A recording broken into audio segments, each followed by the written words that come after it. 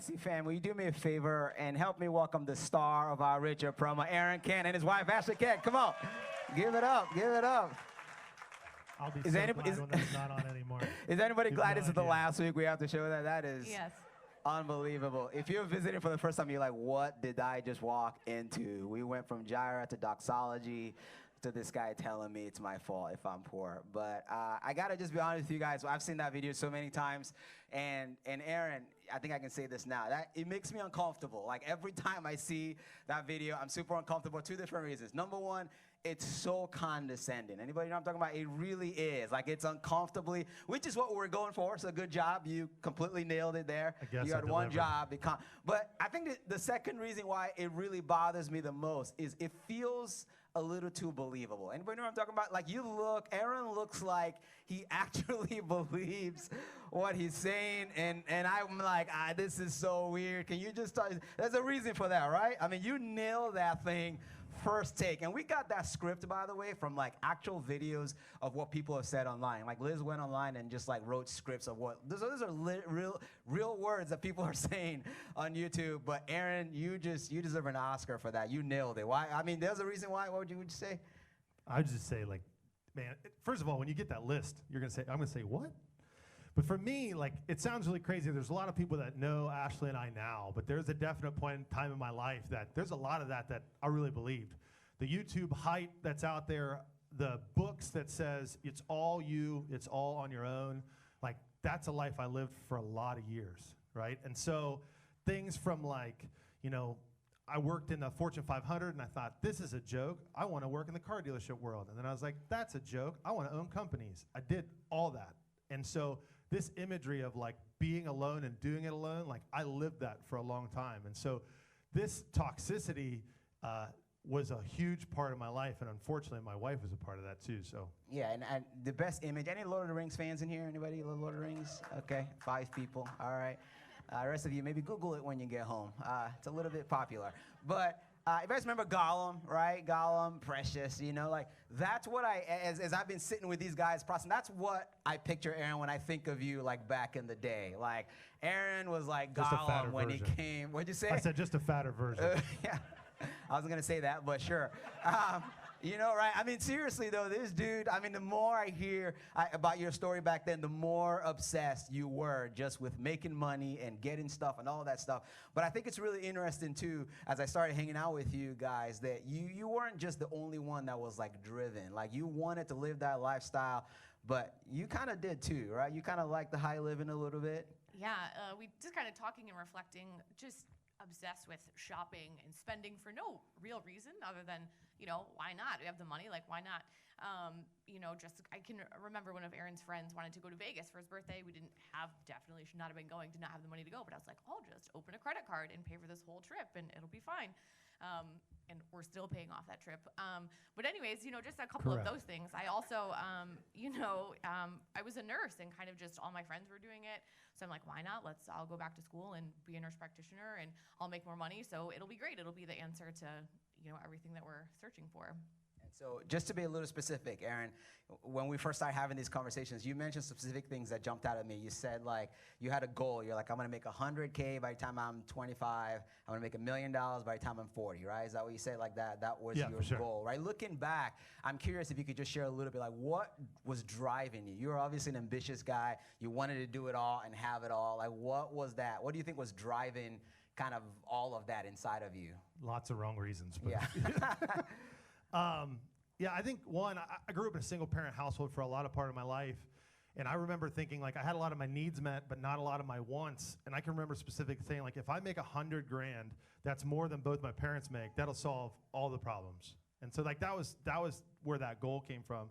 Another one is that when I was a kid, I played football. I got an opportunity to play at BGSU on full scholarship, but like right before I left, one of my friend's dads literally looked at me and came to me and goes, hey, I just want to talk to you. I was like, sure. He goes, hey, you know, just because you're 6'6" is the only reason why you're going to play Division I football. And I was like, what? And I said, at that point in time, I was like, this bum is going to get proved wrong.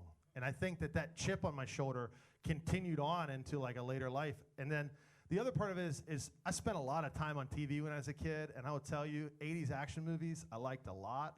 But quite frankly, I thought, well, that's kind of like what I want. I thought if I could be Jean-Claude Van Damme and have like all the things, right? People and will love me and want to be around me. And so like that definitely shaped like an image in my mind of what that was, that glitz and glamour. Okay, so just to put this conversation in context for you guys, some of you, maybe you're just joining us. We're 5 weeks into a conversation about what it means to be rich. And the conversation began, I don't know if anybody remember, in Luke chapter 12, which reminds me of what Aaron was just talking about. If you could throw that on there. Just to give you a little of a context, Jesus is preaching to a large crowd of people. He's talking to his disciples, right? And in the middle of his sermon, I think I joked about this in week 1, somebody kind of heckled him, and someone interrupted his sermon, and this guy's like, hey, man, tell my brother to give my stuff back, right? You know, he and his brother had a little thing, a little bit of beef, and he decided that he was going to bring it up in the middle of the service. And so imagine I'm preaching and someone raises their hand and is like, hey, man, tell my brother to give my stuff back. This guy interrupted Jesus and said, Jesus, you tell my brother to give me my inheritance. And it says in verse 14 of Luke chapter 12, it says, Jesus said this. He's like, man, you guys remember that? Right? He's in the middle of his sermon. He's like, man, who appointed me a judge or an arbiter between you? Then he said to them, and this is the part that has kind of provided the context for this conversation we've been having. Then Jesus said to them, not to the guy who interrupted him.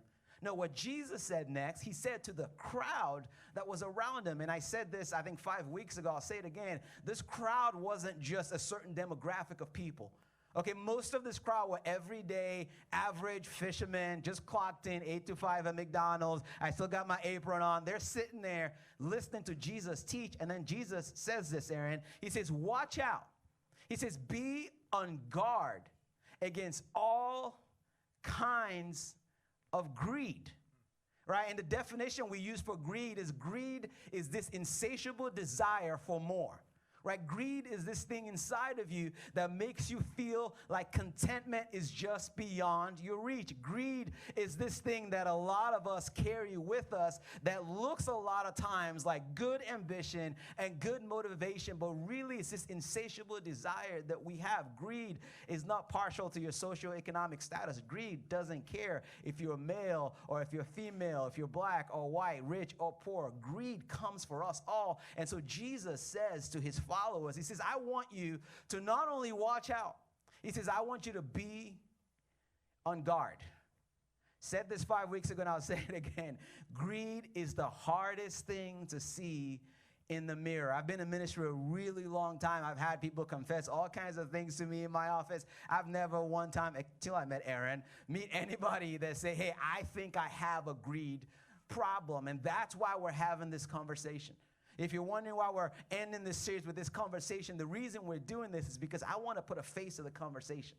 Right? The reason we're doing this is because I think a lot of times we hear the words of Jesus and most of us think, man, that must be for other people, right? We think there's only one kind of greed, and it's the greed that affects people that have a whole lot of money. And Jesus is saying, no, there's all kinds of greeds that affect all kinds of people. And so I wanted to not only put a face to the conversation that we've been having, but I also wanted to give some of us in the room the gift of hindsight.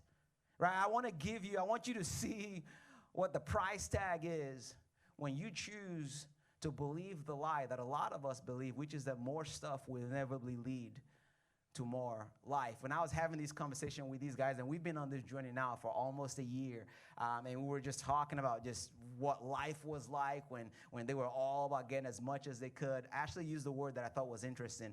Aaron, you mentioned it earlier. She described you as toxic. She's like, Aaron was a toxic husband. And I'm going to have Ashley explain why she said that in a little bit. Aaron, I'm just curious if you could stop staring at your phone for just a second. Are you on Facebook or something? I'm just kidding. He's just looking at his notes. Can you just give me just a little bit of just why do you think she said that? Like, what was the cost? What were you like in this season of life? Because most people know you now, but not a lot of people knew you back then. Yeah, I can think of a story. When I was working at this car dealership, I had just taken this new management role, and had like 4 or 5 employees, and we were tight. We were doing a lot of work with like internet business and trying to learn how that all worked. And literally, my boss came to me and said, "Hey, I need you to do some of the work that like your people you're leading are doing." And I remember like staring him straight in the face and go, "I'm a manager. Why would I do that?" And like that sounds crazy, but that's real. Like that was where my heart was. And I said, and so I kind of went on. I think he was just flabbergasted that like I had no space to like work or serve or do any of that stuff. And so I kind of walk out of that meeting. Another mentor of mine calls me in the afternoon. He pulled me into the side room and said, Aaron, listen, if you don't apologize, I'm pretty sure you're getting fired at the end of the day. And I don't know if that even will save it. And so that was just a posture in which I was walking through life, treating my wife that way, treating people around me that way. Like, you're dumb enough not to know how smart I am. Get out of the way. Yeah, so I think, just looking back, we were kind of checking these like social check boxes, if you will, as a couple. Like, we were married, but we weren't really doing life together. We were kind of each in our own lane. A long time ago, somebody described it as like ships passing in the night. Like, I was on one path, kind of trying to reach my professional goals. Aaron was on another. But we had, as some of you know, Holden's 9 now, but kind of, I just remember, having a newborn is such a big adjustment. And I just remember having this, tiny infant at home. And I just felt like I was doing that alone. Aaron was still hyper-focused on working as many hours as he could, closing every deal that he could, and just like on that money train goal. I just felt like I was parenting alone. I told Aaron, like, I just totally felt like I was in the passenger seat of Aaron's car. I don't really even think she was in the car, to be honest. Yeah. And so just a quick summary of your story, because we don't have time to go through the whole story. It's kind of crazy. So just to catch everybody up to speed. So you guys were married, right? Money was the center, basically, of your marriage. Aaron had all these crazy goals. I want to make as much money as possible. He just kind of chased it and didn't really care what happened to the people around him. That was the price tag for this ambition that you had. You guys actually got divorced, right? So that life kind of led you down a crazy path, and you left and went and did your own thing. And then you ended up coming back, right? So you guys came back, and you're like, okay, let's try this marriage thing together again. And then somewhere along that journey, they met Jesus, right? So you guys met Jesus, and then Jesus completely wrecked your life, which is a whole nother crazy interview story for a different time, right? But it was amazing because I got to be on the front lines of that. You guys got to see Jesus, like, transform your heart and transform your life, and paid all of your spiritual debt. But surprise, surprise, Jesus pays all your debt except for MasterCard, American Express, and Visa, right? You know what I'm talking Very about? true. You guys know the whole old hymn, like, Jesus paid it all? Yeah, that doesn't include your credit cards. And so, I wish. So surprise. So you guys are like, Jesus, yay, this is great. He has changed our lives, and we want to live for him now, and our goals are different, our ambitions are different. But then you guys found yourselves still stuck in the same cycle, having some of the same conversations that you had in your old life, right? And that's kind of a weird tension to live in. Can you just talk a little about what it's like to be like, now we got Jesus and new life and new ambition, but we got consequences to the decision that we made in our old life, and now we have to deal with that? Yeah, so I remember very specifically, we'd kind of been coming to Soma for a while, kind of building some relationships. And I just remember sitting at home thinking, we have been having the same conversation for 4 years in a row. Like, we are in the same financial situation. It's either stagnant or it's getting a little bit worse as each year goes by. And like, we have the same conversation. The answer always was, we're going to do this. We're going to make more money. It's going to be next year. Yeah, it's going to be next year. We're going to have more businesses, and it'll all be gone. And it's not that I didn't believe that. I did believe it. I'm like, yeah, this plan sounds great. It's going to work. It's going to be fine. But yeah, like 4 years later, it's not working. Like, we're in the same spot. And I also just remember thinking, like, I kind of don't care about a lot of the stuff that I used to put so much value on. Like, my heart is changing. Like, it just feels uneasy. Like, there's just a weight and a heaviness to a lot of this that I just don't care about anymore. And so it was just, we were kind of in a place of, despair and desperation of like, how do we have to like flip the table on this? Like, how do we do something different? Because these answers haven't been working. And we have to do something. We have to figure out a way to make this change, to have a different focus. What was the pressure though that you felt from like your job state too though? Like, where was that at? That had an effect on our family. Yeah, that was a pretty recent thing. Just kind of chasing these professional goals that I had. I find myself in a job that is, I thought I wanted. I love the people, but super high stress, crazy schedule. Also in the middle of a pandemic, had a baby, and I just remember thinking, like, what am I doing? Like, what is the cost of this chase that I've been having? Again, just the weight of it all. Like, I don't want this anymore. I am missing out on time with my children. I felt like I had a baby that I wasn't bonding with. I know, like, we did not bond for those, important first years of their life. Holden, who's 9, crying every night that I was going to work, like, holding on to me so tight, like, please don't go, just stay home. And you and I were arguing more than we have in years. And a lot of that was just And you'd like say, this- how is that possible after a divorce and you get remarried? But literally, that's Yeah. real. Yeah. So just, that focus had just, was just, we needed to change the focus.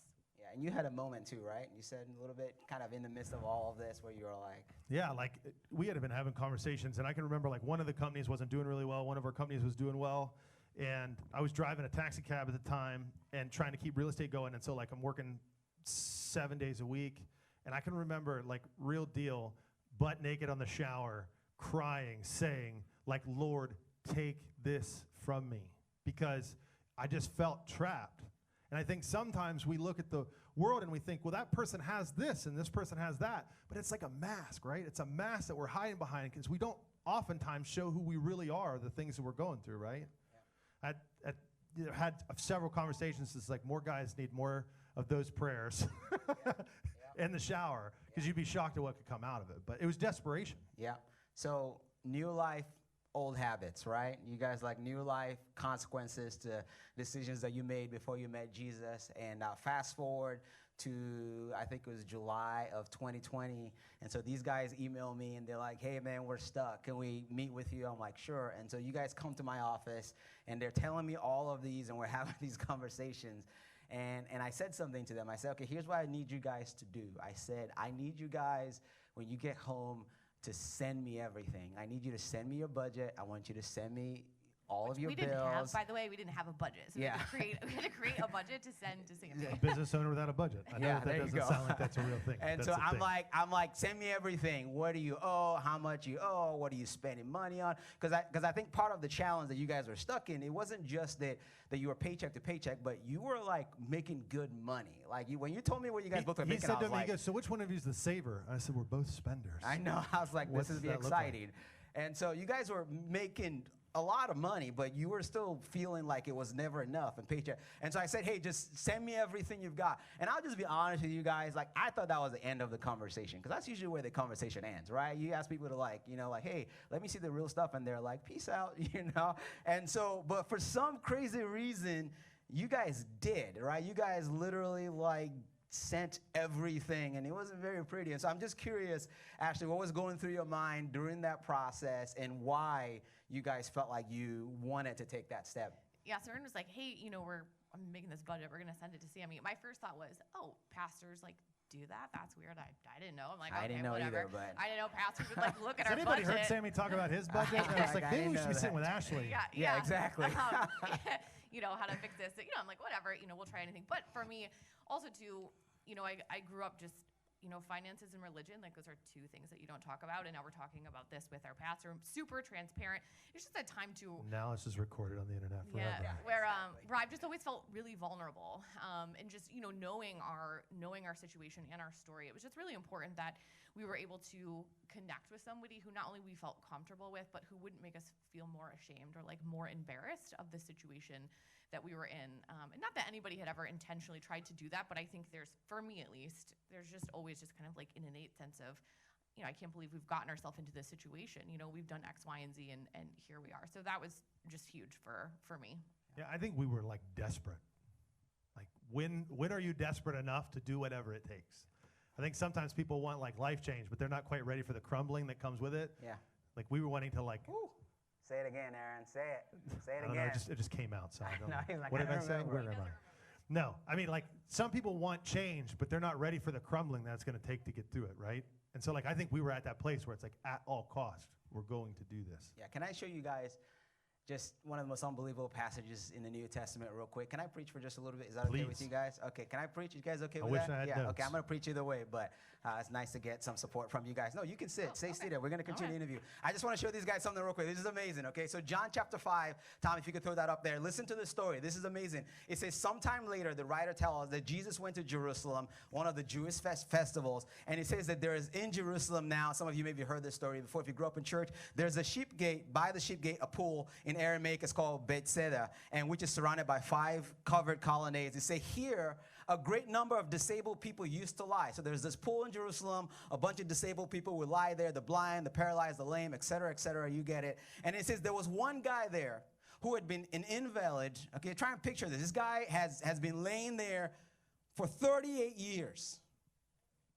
Okay, imagine what it's like to be stuck in the same, whatever you're stuck in for 38 years. That is a really long time. And then Jesus shows up in verse 6. It says, when Jesus shows up, he saw him laying there. Jesus learned that he had been in this condition for a what? Say with me, long time. Jesus said to him, do you want to get well? That's right. Another translation says, do you want to be healed? I promise I'm not making this up. I wrote in my Bible, Ashley, you can confirm or not for these people who think I'm making it up. I wrote, whoa, when I read this years ago. This sounds like something Michael Scott would say. It's there. All right?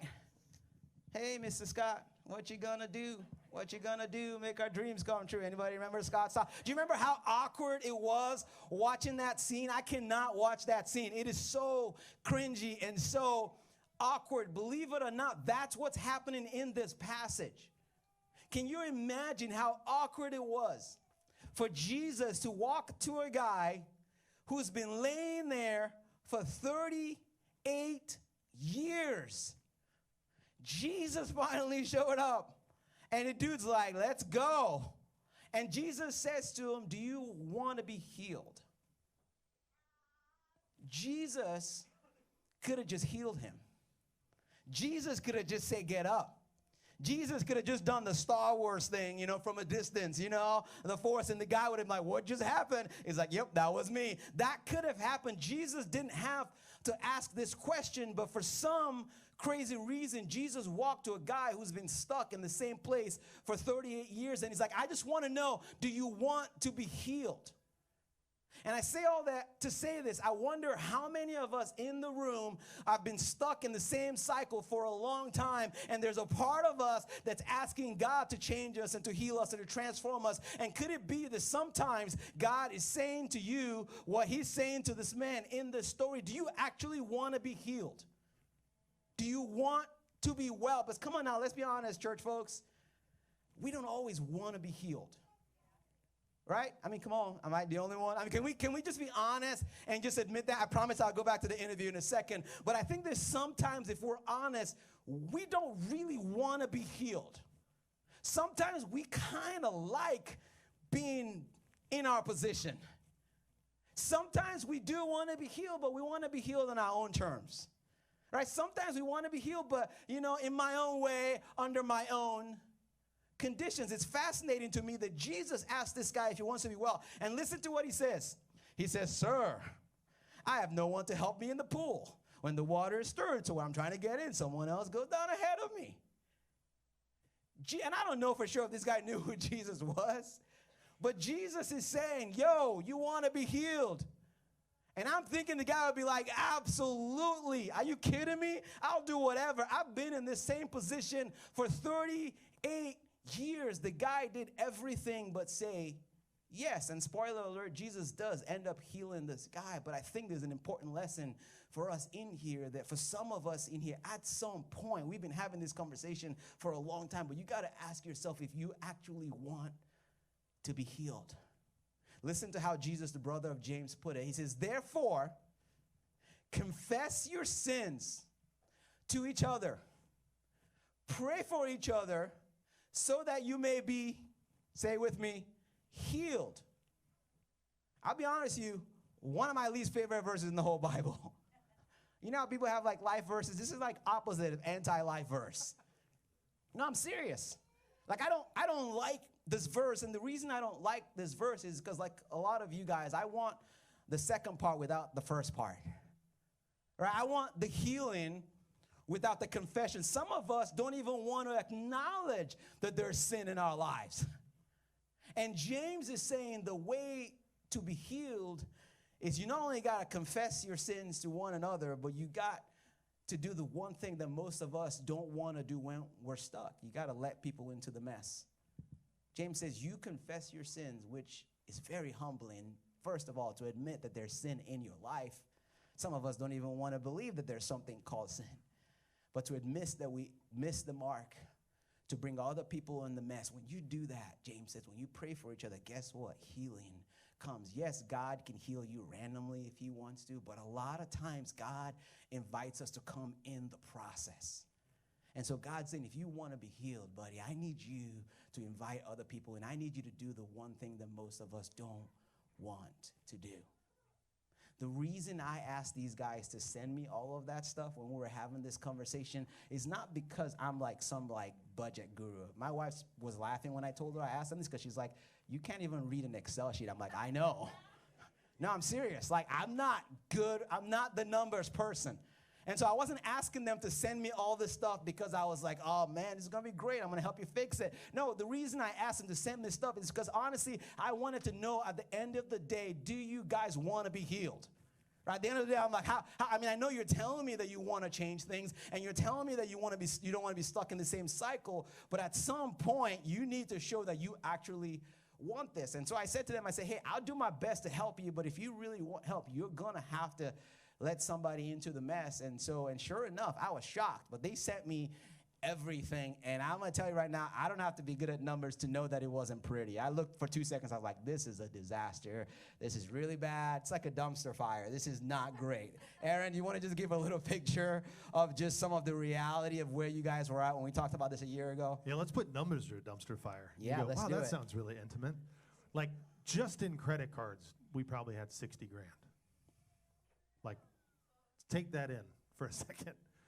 Probably 25, 30 of it comes from like business and just stuff. She had probably close to another 20 and a couple credit cards that one I didn't even know existed. You say, how did you not know existed? Did you hear the budget part in the beginning?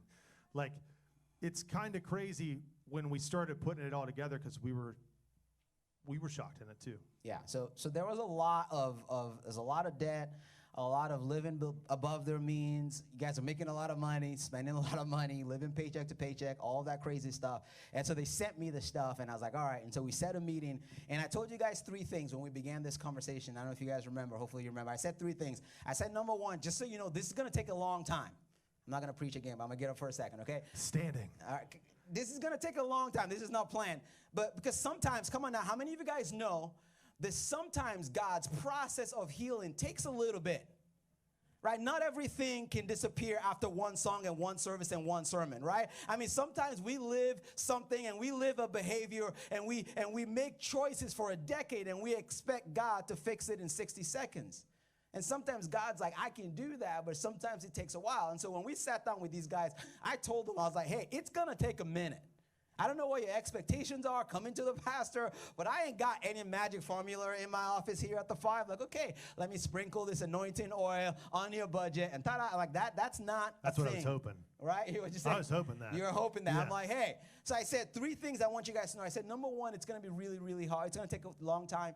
The second thing I told them is I said, it's going to be really, really hard. I said, you guys are going to have to make some major life changes. I said, you guys are used to a standard of living that's here, and you're going to have to make a change to be able to see some healing and some light at the end of the tunnel. And I was surprised that not only did they send me the stuff, but you guys actually like said yes to like actually making real changes. And so can you guys just talk a little bit, maybe just bring this out into the weeds a little bit for people? Like, what are some of the differences, the changes that actually happened when we began this journey? Yeah, so one thing which I'm not expecting this isn't we didn't talk about this, but I just want to add this because I think this is really important.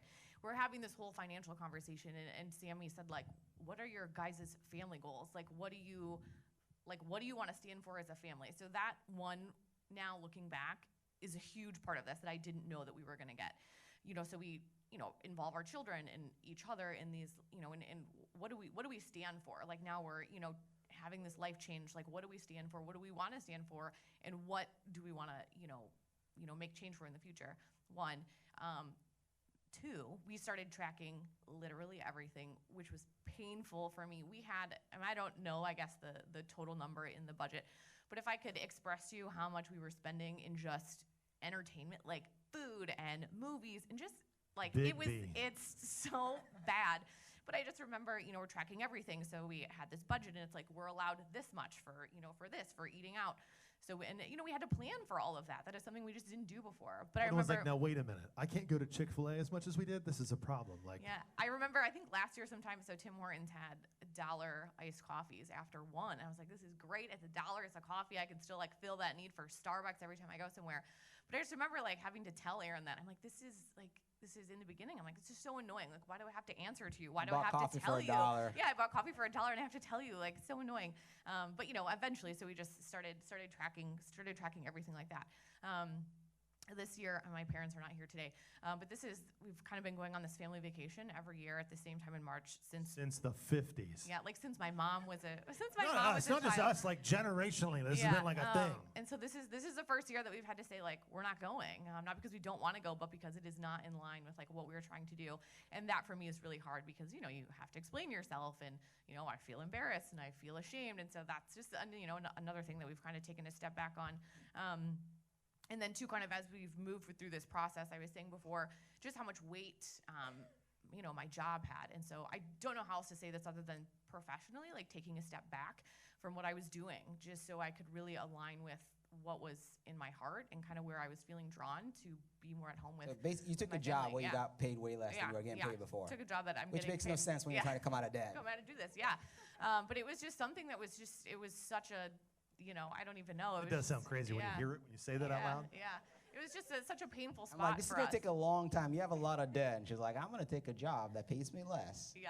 But it actually was more in line with where you felt like your family values were. Yep, exactly. Yep. So that's. Yeah, I mean, there's other things. I got to say this because I think somebody's gonna hear this and go, oh, it's really tough for you. You had debt and you didn't go on vacation. Like, I think sometimes, do we think that like our families put pressure on us unknowingly? Do you know what I mean? Like, not because they don't want to do anything. They're just kind of like, why?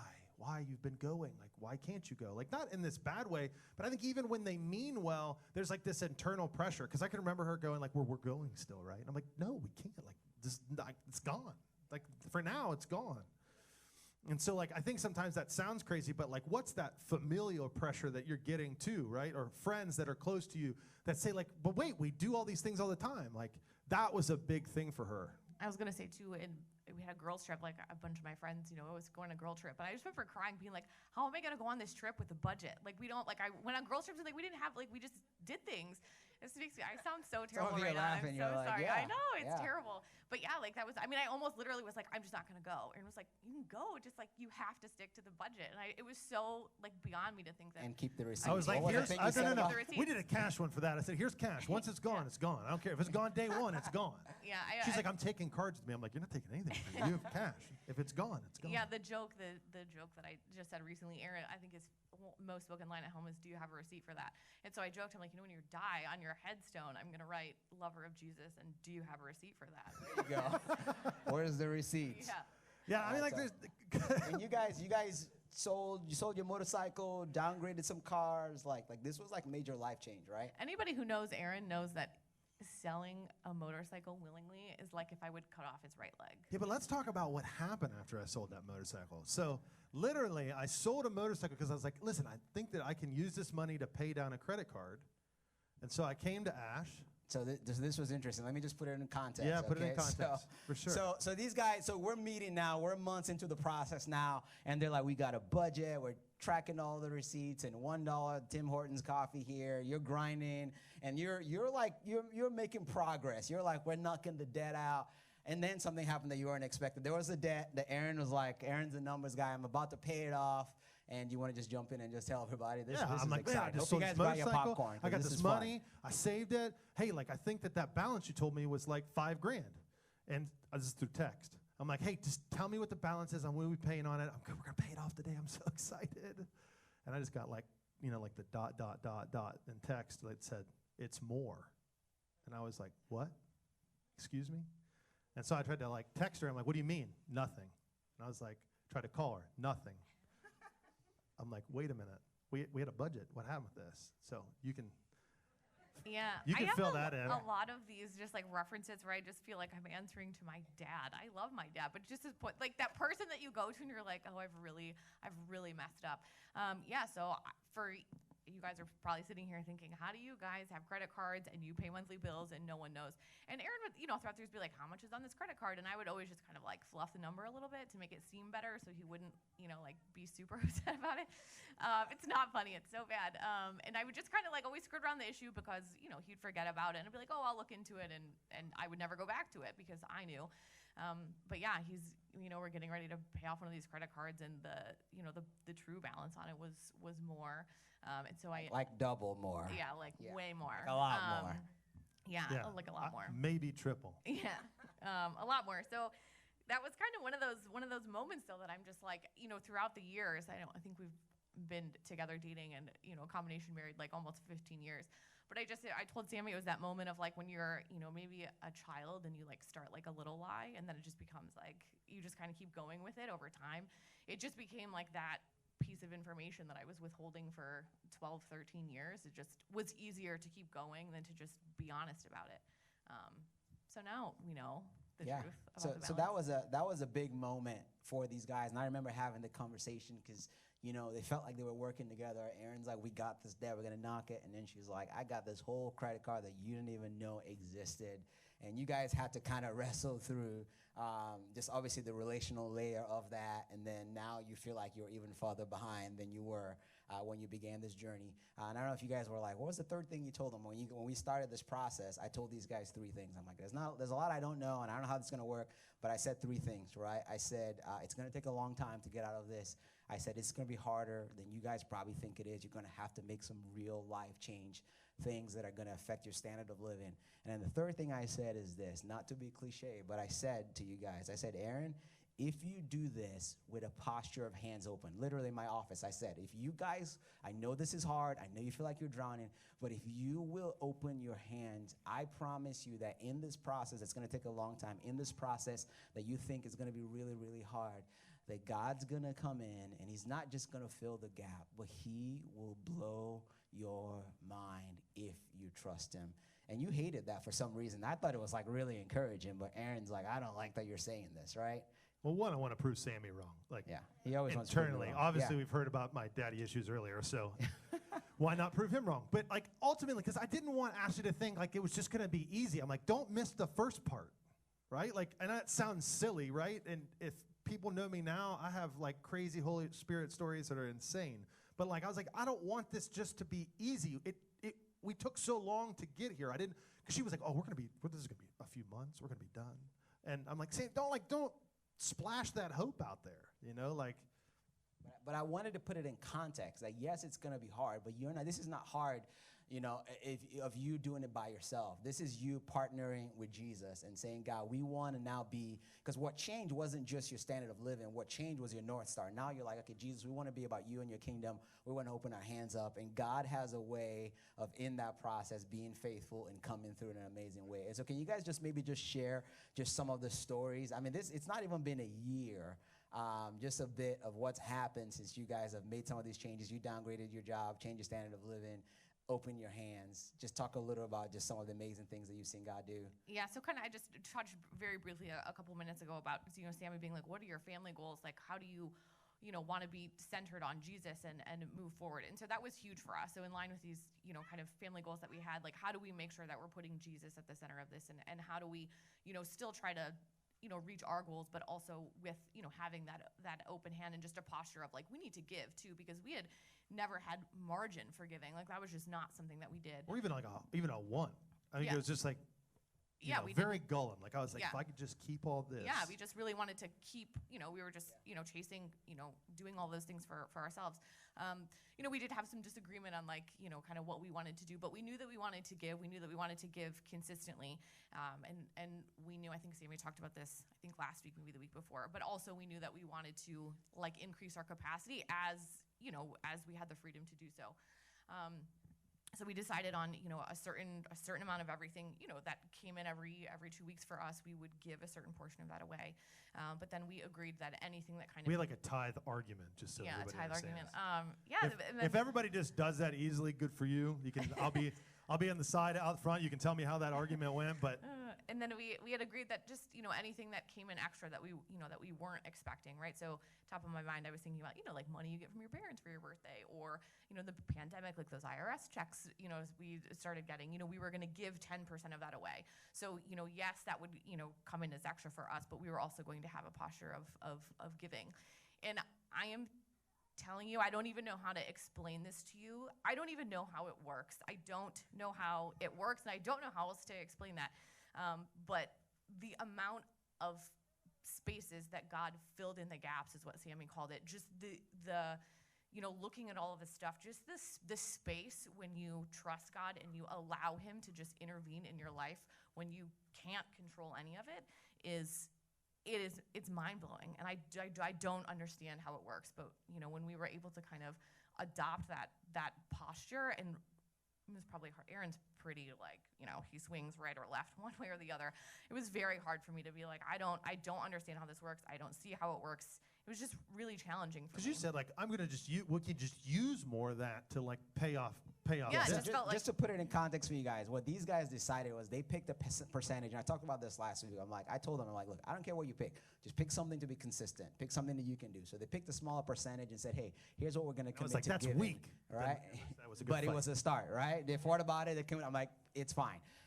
But then this is where this is a rookie move. They're like, all right, God, anything you provide above and beyond, we will give, generously. And God's like, okay, well, here you go. And then God started providing in ways that you guys had never really seen before. And you now had to decide, are we actually going to do that or not?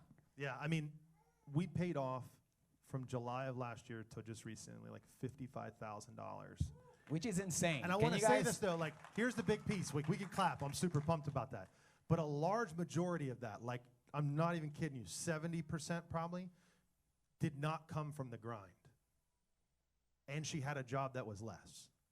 So, that's insane. It's a miracle. I cannot stress to you, it's not quite manna from heaven, but at the same time, it's what it felt like. I literally come to her, we're changing jobs. I'm like, where did this come from? Or how did that happen? And we had a good budget then, so it wasn't like the old days where there was just oh, look, it's extra. We're going to do this thing with it.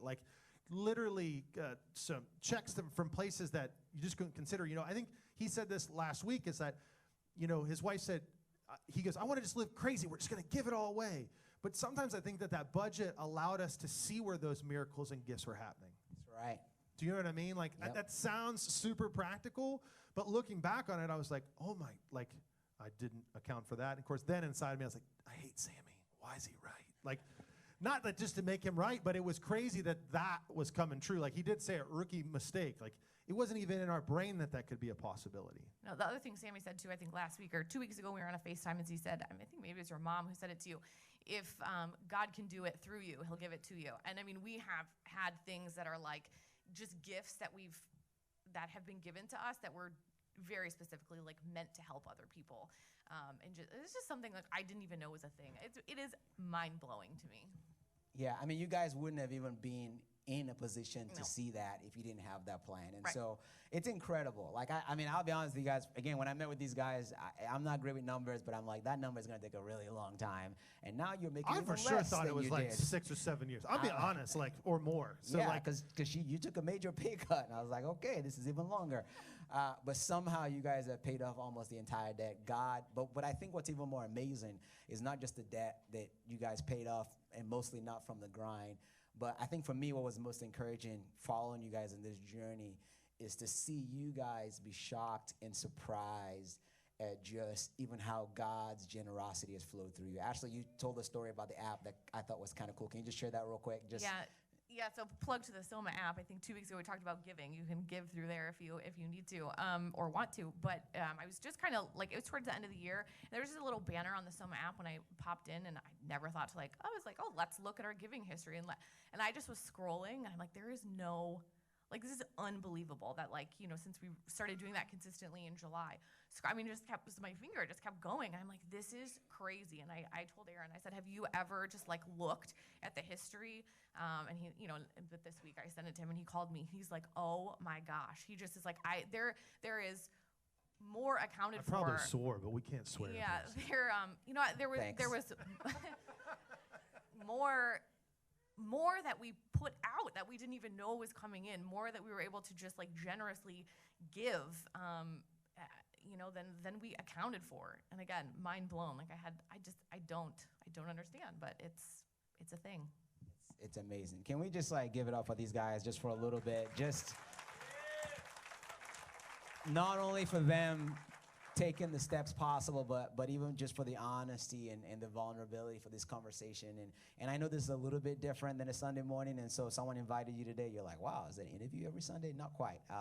Next week, Thank God. we're going to go back to the normal series. But again, I just thought it was important for us in this conversation to be able to put a face for it. And so we're going to wrap up in a little bit. But just real quick, Ashley, I don't know if you have any last words. I know that there's probably people in the room, people online who maybe are where you guys were a year ago, or maybe even further back, who feel stuck and feel like in the cycle, and they're looking like, that's great for you guys, but I'm not sure if I can get out of this thing. I mean, you've been there. We feel a lot of shame. This is a hard conversation to have. Do you have any last words real quick, Joe, maybe to just kind of speak to that? Yes, I think the one thing I had kind of, this revelation I had in this process, especially when we started really like, hammering down on everything that we were doing, when my anxiety goes up and I am like spiraling because I'm stressed or I'm angry or upset, I'm like, why do I have this urge to go spend money? Like, what is that? And so that is one thing that I realized is when I'm feeling. You didn't realize that before. I didn't realize but when that you before. couldn't spend, you were like, but when I I'm couldn't anxious, spend, I can't click. Yeah, I'm anxious. I can't go to Yeah. Target. I can't click. Like, there's no Amazon. I can't do that.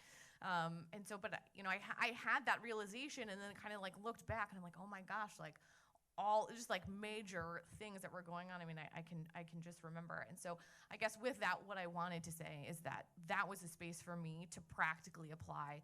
Like, I have to give this to God, and I have to be able to trust that He is going to take that from me, but I have to be willing to give it. Like, I can't hold on to that. And so it just was really important for me, like, as we were doing this interview and sitting down to talk, that this conversation is so much bigger than just the financial, gain that we've had over the last year. Like, it is truly about life transformation when, you're walking with Jesus and you're living a life of generosity, and that's your posture. And so my fear is that I don't want people to be discouraged when you hear this, like, oh, you did it, that's great. But, it just, because it does seem it seems just like a huge mountain to climb. But I promise you that buying into this and just taking a step, it's possible.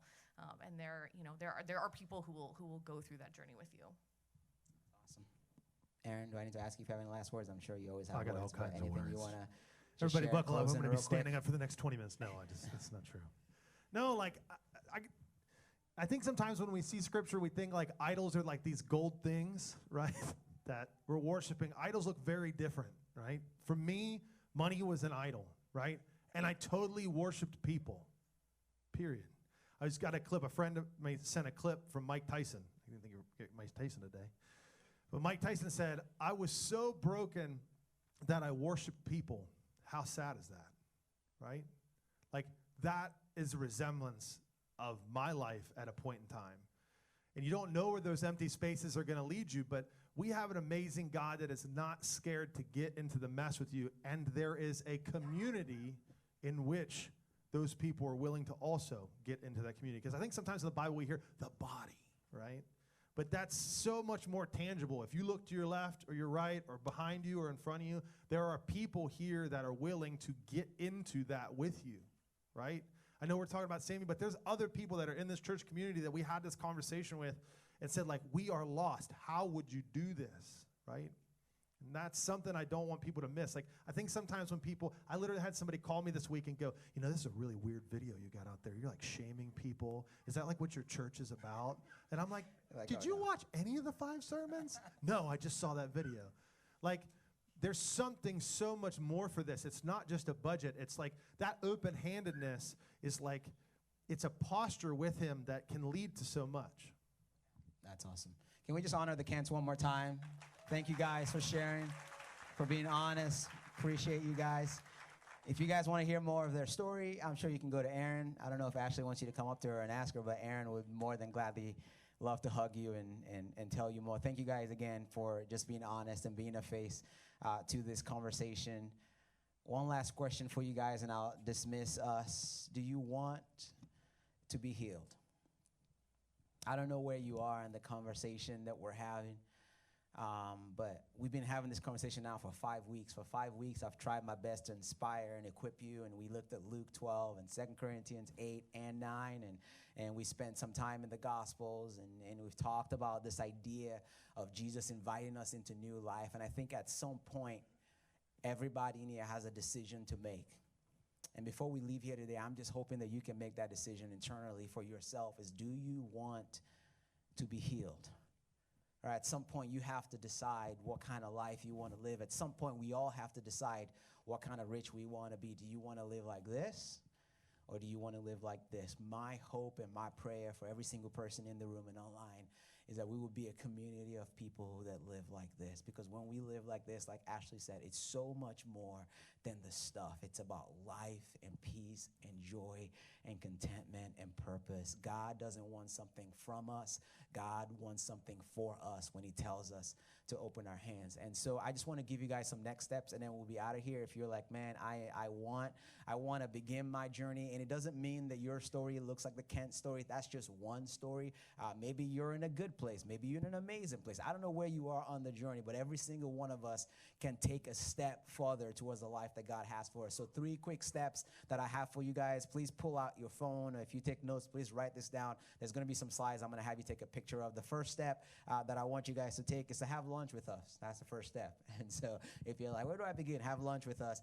On the 27th, we are going to be having an info lunch. And so the reason we're doing this, just to kind of put it out there for you, is that I want to be a part of a church. I want us to be a part of a church that normalizes conversations like this. Does that sound good to anybody else? Like, I've never really heard people talk like this. Okay, only Aaron. And I was like, that sounds good to me. You just heard my whole dirty laundry and all my debt and all that stuff. But I want to be a part of a church where that's normal. Right? I want to normalize the conversation, especially when it comes to stuff, because we're all in some capacity wrestling with it. And so we've been talking for weeks now. How do we create a space where we can normalize that, where we can have those conversations? Unfortunately, I can't meet with everybody like I met with these guys, and maybe you probably don't even want to meet with me because I'm not that good with numbers. But we have some people in our community who are, and there's no shame, there's no condemnation. So we're just doing an info lunch, and so can you guys just pull out your phones? Even if you're like, I'm not coming, it'll make me feel better, okay? Or I'm just going to talk for the next 20 minutes, and you're not going to make it in time to Bob Evans for lunch. And so, but if you could take a picture of that, mark it down, February 27th. There's no strings attached. It's a free lunch on us. Worst case scenario, like, hey, I ate lunch on you guys. Peace out. You know, that'll save you some money in your budget and make you richer. And so, so come to that lunch. It's like 45 minutes right after service, childcare provided, food for you and your kids. We would love to talk to you about a space that we want to create. We want to see so many more stories like what the Kents are a part of. And so love for you to be a part of that. The second step I have for you guys is to just be normal, right? Just be normal, right? We say here at Soma City, if you missed the conversation last week, go listen to it. If you're like, I don't know how to even do this, we talked about it. We believe at Soma City that generosity is normal. That's why we don't ever pass the plate. I've probably talked about giving 5 times in 6 years in this whole church. There's no pressure. If you feel any pressure, let me be the first to tell you, don't give. Paul says in the Bible, don't give under compulsion. God loves a cheerful giver. And so, but at the same time, I just want to invite you in. Thank you to everybody who has been so normal over the last 6 years. This is by far the most generous community I've ever been a part of. We don't talk about giving, we don't pass the plate, and yet you guys are insanely generous. So thank you to everybody who does that. If you're not a part of that, we'd love for you to be a part of it. There's a little slide up on there. There you go, it's on there. You can take a picture of that QR code. You're going to get a card on your way out too with more information on that. And so come to the launch with us, join the team and be normal. And then the last step I have for you is simple. Have a lovely Sunday. That's it. Next week, we are going to start week 1 of a new series called Ghost Stories. I'm telling you right now, oh man, you have no idea what's about to go down. I have not slept, ask my wife, for 2 weeks because of this conversation. It's going to be amazing. We'd love for you to be a part of it. That's all I've got for you guys. I love you guys so much. Thank you again to the Kents. Thank you guys for coming. And I don't know, I saw some Bengals jerseys over there, so go Bengals. Yeah, is that what we're rooting for? Go Bengals? All right, go Bengals. All right, love you guys. See you next week.